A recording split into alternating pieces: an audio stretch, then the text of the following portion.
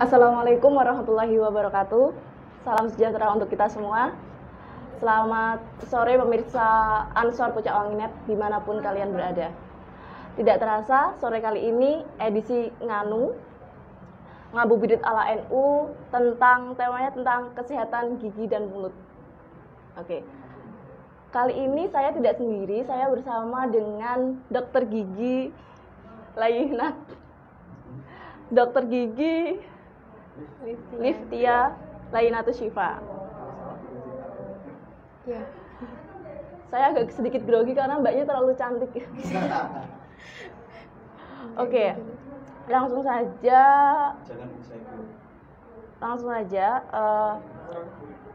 Berdasarkan The Global Burden of Disease Study 2016, masalah kesehatan gigi dan mulut, khususnya karies gigi, merupakan penyakit yang dialami hampir dari setengah populasi penduduk di dunia, yaitu 3,58 miliar jiwa, sedangkan penyakit pada gusi menjadi urutan ke-11 yang paling banyak terjadi di dunia.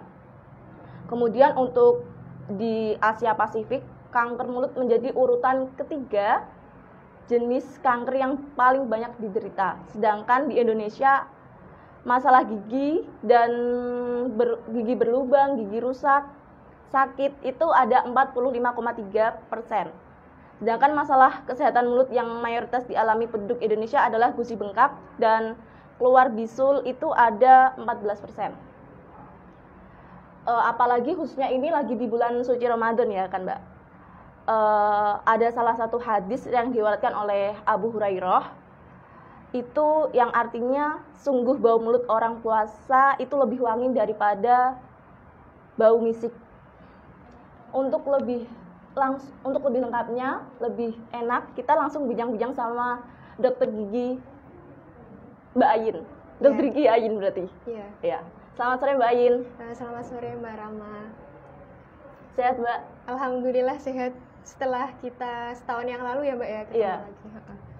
Sudah lama banget kita nggak ketemu.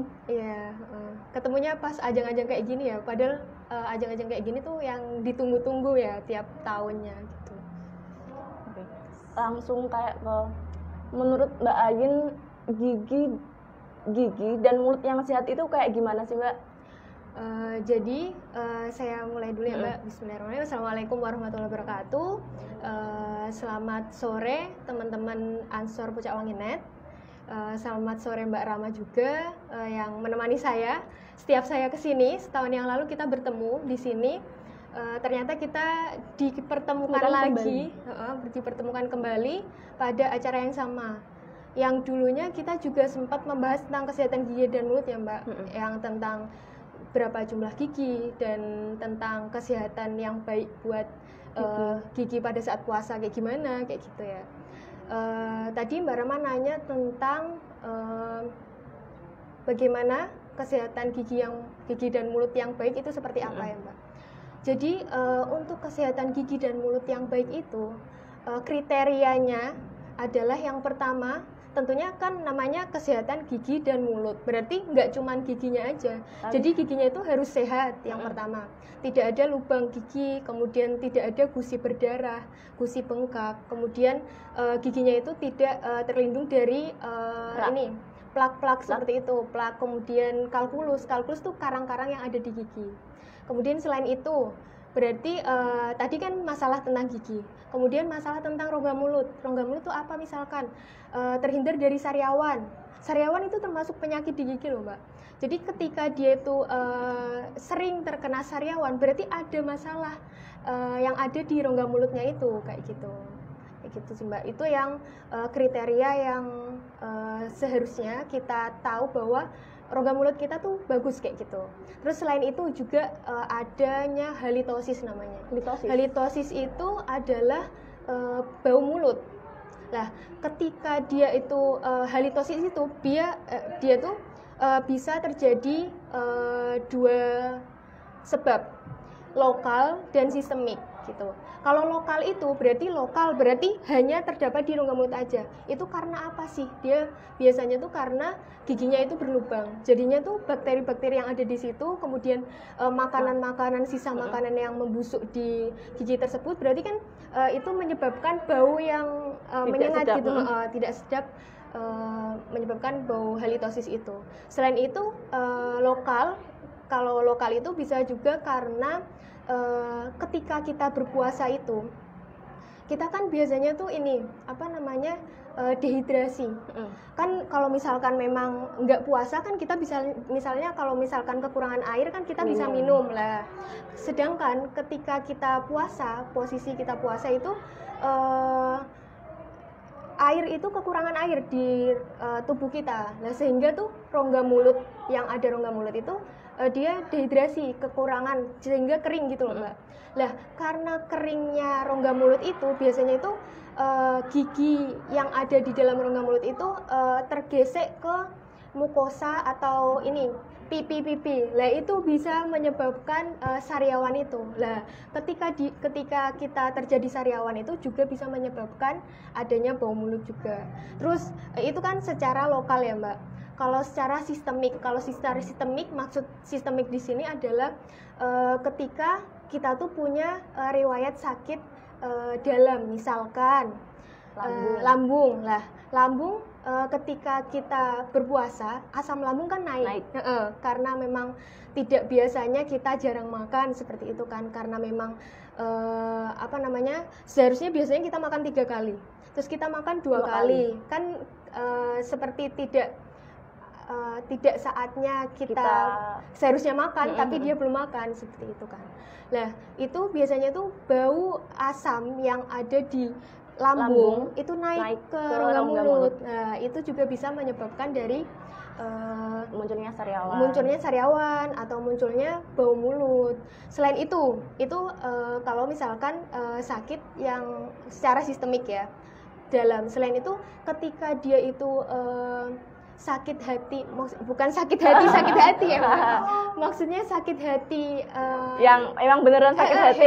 Hepar. Sakit hati itu dia itu bisa cara mendeteksi bahwa dia tuh sakit hati itu ada bau tertentu yang dia tuh juga bau mulut. Berarti jadi kadang dokter gigi atau misalkan spesialis penyakit dalam itu tahu kadang tuh dia sakit hati itu dia itu dari bau dari pasien tersebut. Jadi ada bau seperti keton seperti itu. Biasanya kayak gitu. Jadi sebenarnya bau mulut itu bisa disebabkan karena tadi lokal emang di dalam rongga mulutnya atau emang sakit secara keseluruhannya kayak gitu. Itu sih, Mbak. Itu kan tadi ada kayak bau mulut, terus yang nggak sehat kan ada plak sama karang gigi gitu, Mbak. Lah, biasanya itu kan sering banyak iklan di televisi itu pakai produk ini agar terhindar dari plak, karang gigi, terus bau mulut. Lah, itu sebenarnya bagus nggak sih, Mbak, untuk kesehatan gigi kita kayak gitu? Berarti obat kumur ya? Obat kumur. Jadi obat kumur yang bagus atau yang baik untuk bukan dikonsumsi ya, yang digunakan. Yang digunakan adalah obat kumur yang non alkohol. Jadi ketika kita beli obat kumur, nanti sebaiknya itu cari yang ingredients-nya tuh tanpa alkohol. Seperti itu.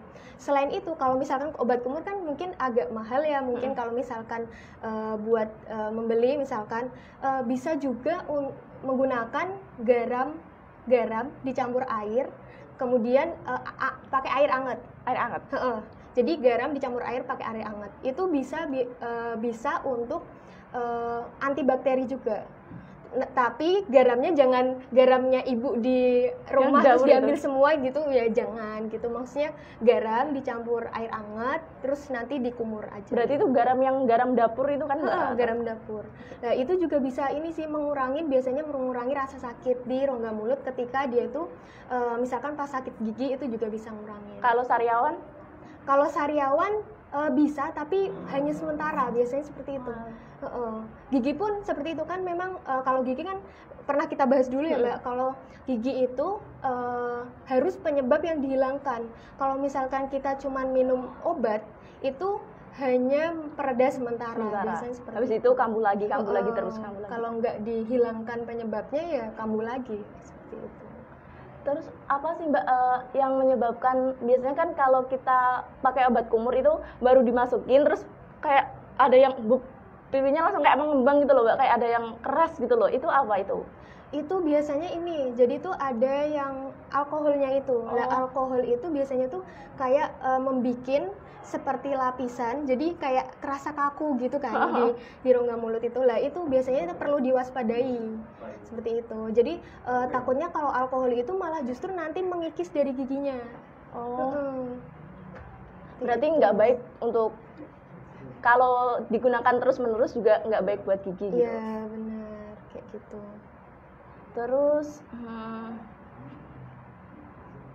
ada ini, gara iklan lagi nih. Biasanya kan ada iklan layanan masyarakat yang kita itu diharuskan untuk periksa gigi 6 bulan sekali. Lah, kayaknya termasuk saya sendiri Mbak, itu kayaknya kalau ke dokter gigi kalau nggak sakit ngapain sih ke dokter gigi kayak gitu. Lah, itu baik nggak sih Mbak sebenarnya kalau kita menyepelekan hal itu gitu? Sebaiknya memang betul yang diiklankan selama ini bahwa periksa gigi itu 6 bulan sekali. Soalnya apa? Ketika kita lebih tahu atau mendeteksi sejak awal, kita nggak akan ada namanya sakit gigi terus-terusan gitu. Walaupun misalkan kita nggak ngerasa nih sakit gigi, kontrol aja nggak apa-apa gitu. Karena memang kan itu hak kita untuk tahu bagaimana kondisi rongga mulut. Padahal kondisi rongga mulut dan gigi itu kita pakai dari kita kecil sampai nanti meninggal kan tetap pakai makan gitu loh. Maksudnya kayak dia tuh tempat atau organ pertama yang dia tuh masuk untuk mencerna makanan dan lain-lain kan lewat mulut gitu. Jadinya dia itu lebih mendeteksi lebih dini gitu untuk giginya itu ada lubang atau enggak. Dan juga ketika kita mendeteksi lebih awal kan penanganannya juga lebih mudah. Lah ketika semakin dalam dan semakin lebar gigi itu, maksudnya lubangnya, berarti kan dia perawatannya lebih complicated lah, lebih susah. Nanti takutnya malah akhirnya giginya harus dicabut seperti itu. Jadi untuk sakit gigi itu sebenarnya bisa dikontrol dari awal gitu. Beda sama sakit hati mungkin ya Mbak. Itu kan bisa kayak langsung tiba-tiba, secara tiba-tiba gitu. Iya, aduh jangan ngomongin hati lah. Terus apa ya? Ini tuh kayak dari aku sendiri Mbak. Aku sendiri kan beberapa hari lalu itu asam lambungnya naik. Lah secara tiba-tiba kok muncul banyak sariawan di gigi gitu. Nggak hanya itu, kayaknya gusinya itu aman-aman semua, tapi giginya itu ikut kayak bengkak gitu. Terus kan mesti telinganya juga kayak nyeri-nyeri gitu. Itu gimana sih cara lebih enaknya biar nggak kayak gitu loh Mbak? Kayaknya udah obat-obatnya udah kayak dikonsumsi, vitamin C dan lain sebagainya. Jadi karena sebenarnya kalau asam lambung naik itu kan bisa dari beberapa kemungkinan. Kalau pada dasarnya sebenarnya asam lambung naik itu selain kita memang tidak tepat waktu kita makan, seharusnya tuh kita tuh punya namanya biologis, kehidupan biologis, intinya kayak gitu. Ketika kita makan jam 8, seharusnya kita besok juga makan jam 8. Sebetulnya sebaiknya gitu. Jadi kita tuh punya jam biologis gitu loh. Jadi ketika kita tidak tepat waktu makan itu, makanya lah misalkan kita udah biasa puasa ya. Puasa misalkan emang sahur pagi, terus malamnya itu buka. Kalau kita seperti itu terus juga nggak akan namanya lambung seperti itu lah. Itu kan yang pertama itu karena makanannya tuh tidak tepat pada saat jam biologis tersebut. Yang kedua adalah kita itu stres banyak pikiran. Stres sangat mempengaruhi terjadinya lambung. Itu udah ada memang ahli yang meriset bahwasanya kebanyakan orang yang sakit lambung itu karena stres. Seperti itu. Apapun masalahnya itu, biasanya orang yang sakit lambung itu bisa karena stres, seperti itu. Lah, gimana sih caranya? Kemarin Dek Rama sempat periksa ya berarti ya.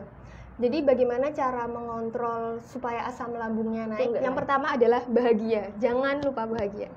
Yang kedua adalah ini makanannya harus diatur. Maksudnya nggak boleh terlalu pedas, nggak boleh terlalu kecut kayak nggak gitu. boleh terlalu pedas karena memang sudah terlanjur lambung ya. Jadi nggak boleh terlalu pedas, nggak boleh terlalu kecut. Dan tadi ketika Dek Rama makannya sebaiknya makannya misalkan sahur. Nanti kalau misalkan udah selesai Ramadan nih, jangan langsung makan banyak juga, jangan. Kayak gitu. Jangan sampai makan banyak langsung. Jadi pelan-pelan mungkin. Ya boleh karena kita Idul Fitri ya, boleh makan nastar dan lain-lain, cuman jangan terlalu banyak kayak gitu. Terus adalah yang ketiga, karena kita kondisi puasa seperti ini, sebaiknya kita kalau setelah sahur jangan tidur. Nggak tidur sih, Mbak. Ngantuk ya? Soalnya kan kalau habis sahurnya itu mepet imsak. Habis itu subuh sampai jam 7 di Masjid Tadarusan. Kayak nggak ada tidurnya. Oh ya bagus berarti. Emang sebaiknya memang setelah sahur kan mepet, memang dimepetkan imsak kan. Terus habis itu sholat subuh, mending memang tadarus sampai pagi kayak gitu. Nah itu soalnya kalau misalkan memang dia tidur setelah sahur atau setelah subuh, dia pencernaannya itu akan terganggu, biasanya gitu. Jadi nggak baik juga, terus lambungnya juga naik, terus pokoknya nggak baik lah gitu. Emang buat kesehatan seperti hadis ya ada ya, memang sebaiknya. Jadi buat teman-teman APN yang sering langsung tidur setelah sahur, sebaiknya jangan dibiasakan ya, nanti takutnya sakit, apalagi sakit hati, aduh jangan. Masya Allah ya Allah. Terus tadi kan ada bau mulut juga. Lah, penyebab dari bau mulut itu apa, Mbak? Tadi yang lokal sama sistemik tadi. Jadi kalau makanan yang seharusnya dihindari mungkin apa? Jadi makanan yang harusnya dihindari, yang pertama ketika dia emang bau mulutnya tuh dari lambung ya, dari lambungnya berarti ya mengurangi pedes-pedesan, mengurangi kecut-kecut. Terus dia misalkan memang bau mulutnya itu dari giginya, berarti giginya harus dirawat. Terus selain itu juga dia harus berkumur 2 kali sehari. Sikat gigi 2 kali sehari, dan jangan lupa berkumur, boleh pakai obat kumur atau misalkan enggak juga nggak apa-apa kayak gitu. Lah sikat gigi kan 2 kali sehari yang pernah kita bahas dulu juga itu. Sikat gigi kan setelah sarapan pagi sama sebelum tidur. Kalau puasa berarti setelah sahur sama sebelum tidur. Itu wajib, hukumnya wajib gitu. Wajib Ain kayak gitu. Wajib lah. Lah kalau ketika misalkan waktu nggak puasa nih, misalkan kita habis makan coklat atau habis makan donat misalkan, itu kan makan makanan manis tuh. Lah sebaiknya kita gimana sih, apakah perlu kita sikat gigi atau enggak gitu. Padahal kan kita cukup sikat gigi 2 kali kayak gitu. Jadi caranya itu ketika kita selesai makan manis-manis itu kumur air aja. Cukup kumur air aja. Jadi setelah makan manis kita kumur air, terus dilepehkan kayak gitu. Gitu sih. Tapi kalau kan tadi pertama pas sahur itu tadi, Mbak. Mungkin kan kalau kita setelah makan manis-manis itu sikat gigi, tapi sebelum tidurnya nanti nggak usah sikat gigi, gimana? Nggak bisa. Biasanya soalnya sebelum tidur itu wajib sikat gigi.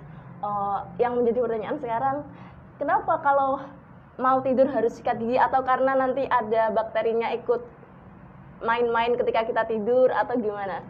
Jadi bakteri itu dia bekerja ketika kita tuh sedang istirahat. Biasanya tuh dia aktif bekerja ketika sedang istirahat.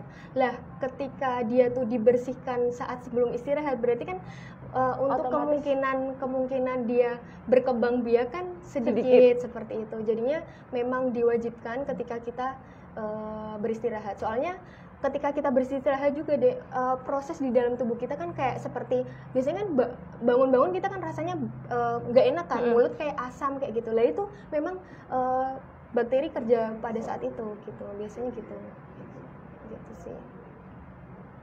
Terus kebiasaan yang seharusnya kita buat ketika untuk menjaga kesehatan gigi dan mulut itu kayak gimana, Mbak? Kalau tadi kan kita sempat bahas ya, Dek, maksudnya tentang sikat gigi dua kali sehari. Terus pemilihan sikatnya masih ingat nggak? Dulu masih kita ingat dong. Iya, gimana? Coba. Pemilihan sikatnya itu yang atasnya itu yang halus-halus itu loh. Yang soft. Jadi pemilihan sikat giginya juga harus yang soft. Soalnya takutnya kalau misalkan yang dia kasar akan melukai gusinya juga, nanti sariawan seperti itu. Kemudian penggantiannya berapa kali? 3 bulan sekali. Iya, betul. Jadi masih ingat ya? Masih. Tadi malam direview, tapi setelah kemarin kita ketemu itu langsung diterapin dong. Oh iya, sip. Berarti bener ya. Jadi penggantian sikat gigi yang baik itu adalah 3 bulan sekali. Jangan sampai ketika udah mekar ke kanan ke kiri gitu ya, baru diganti. Baru diganti, kayak itu berarti itu malah justru melukai yang lain nggak sih, melukai hati gitu takutnya.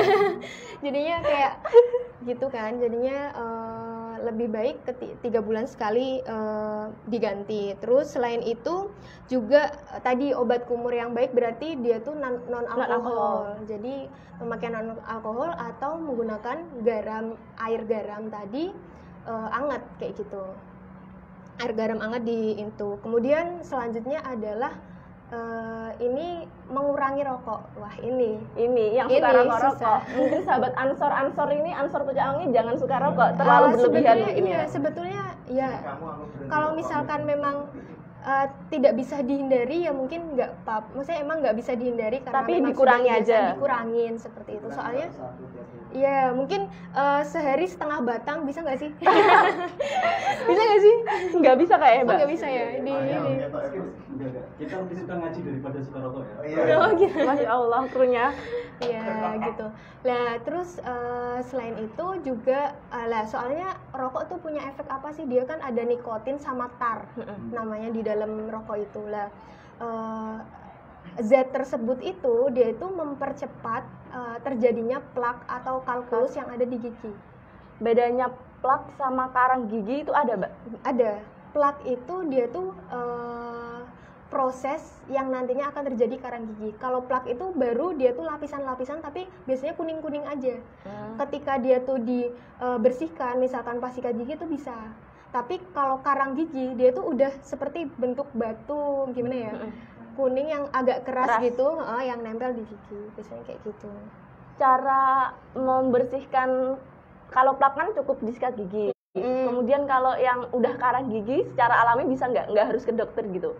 Susah sih, Dek. Kalau misalkan sudah terbentuk karang gigi, walaupun misalkan sikat gigi itu takutnya nanti kalau disikat gigi malah semuanya sakit nggak sih kalau terlalu keras. Kasian di situ ada perawatannya namanya scaling atau pembersihan karang gigi, scaling gitu. Biar glowing giginya. Oh iya, beda scaling buat ini apa namanya gigi atau di wajah gitu ya. Nggak tahu kalau di wajah sih Mbak Susri ya. Ya gitu. Terus ini jangan lupa juga kita udah tahu belum tentang benang gigi?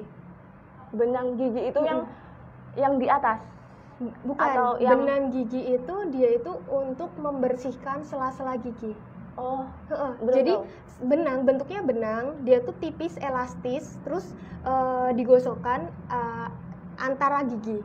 Jadi biasanya kita kalau pakai sikat gigi kan teman-teman kalau pakai sikat gigi biasanya kan untuk membersihkan tuh susah kalau antar gigi.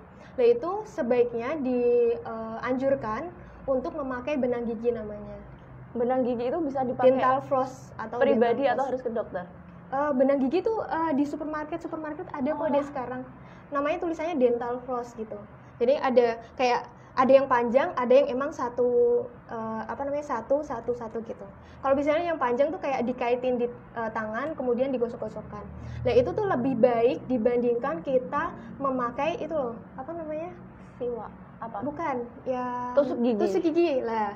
Kalau tusuk gigi itu malah justru dia kan karena terbuat dari kayu, dia kan kalau ketika kita membersihkan karang atau sisa-sisa makanan, takutnya malah justru masuk ke dalam gusi.